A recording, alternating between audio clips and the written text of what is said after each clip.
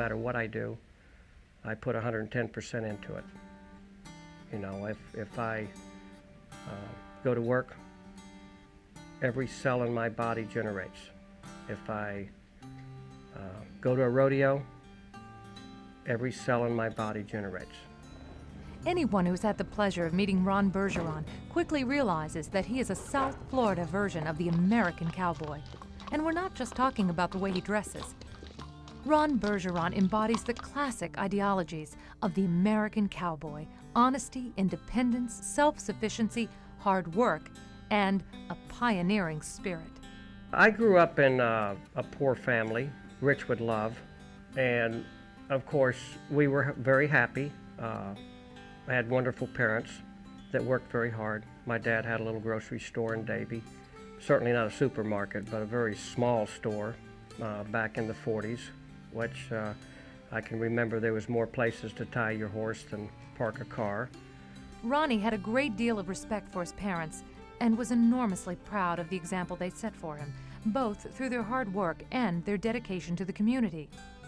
They showed me by working hard and by giving good service. I think everyone in Davie owed my dad at one time for groceries. But he was a good man that gave the credit out and that trusted people. And I think that had a big influence on me. With good role models at home and an influential football coach at school, Ronnie's character and remarkable drive started to show in his achievements even as a teenager. When I played football for Dana Wallace, you know, Dana would say, run 10 laps. Well, I'd run 20 or 30. Do 100 sit-ups. I'd do 500. And it's interesting because Dana Wallace would use me as an example one day to all the other players. You need to do what Bergeron's doing. I knew right then and there that I was the type of person that would go as far as anybody could go.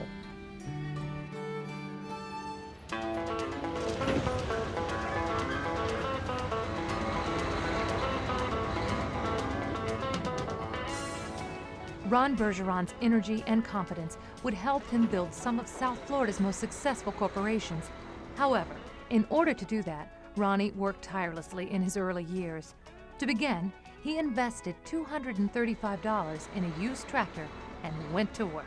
And Ronnie started with nothing, with one piece of equipment, worked through the orange groves and so on, would work until he was exhausted, take a little nap beside his piece of equipment, get back on and do some more work, until it led to a second piece of equipment, a third, a fourth, and a fifth. In about a 7-year period, the Bergeron Corporation would come to employ about 80 people.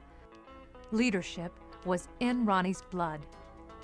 However, before Ron Bergeron could become the leader he is today, he had a painful lesson to learn. I never learned how to delegate. I was everything. You could do nothing without my direction.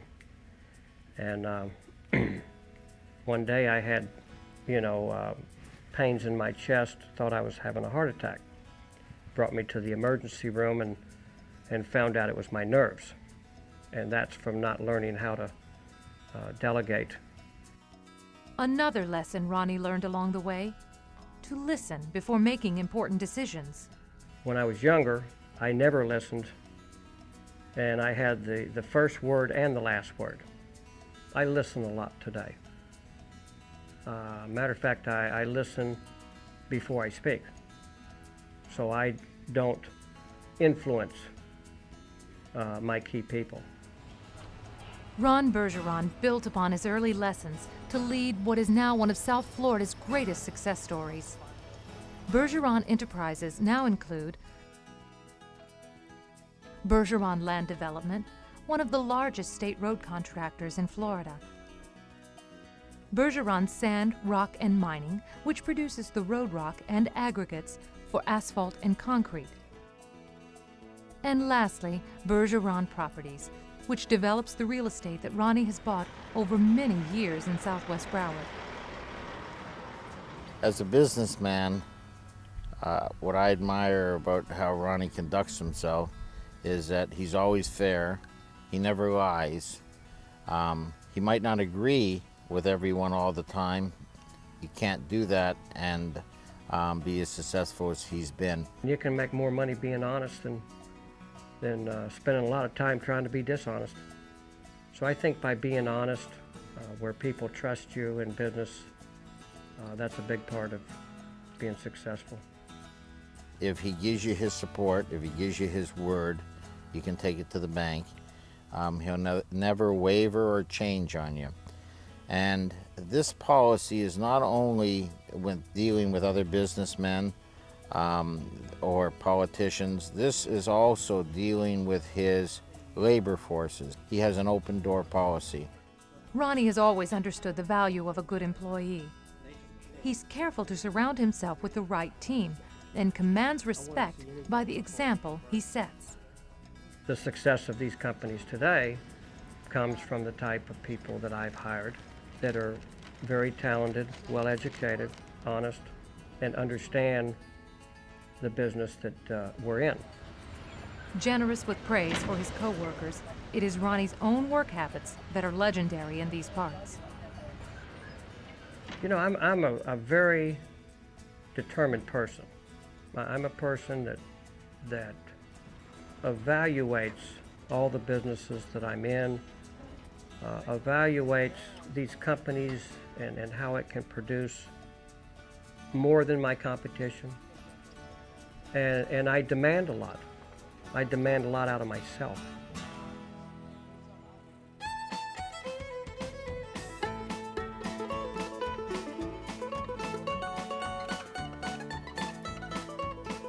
It's no surprise that Ron Bergeron has become so successful, but the years of hard work have not slowed this cowboy down.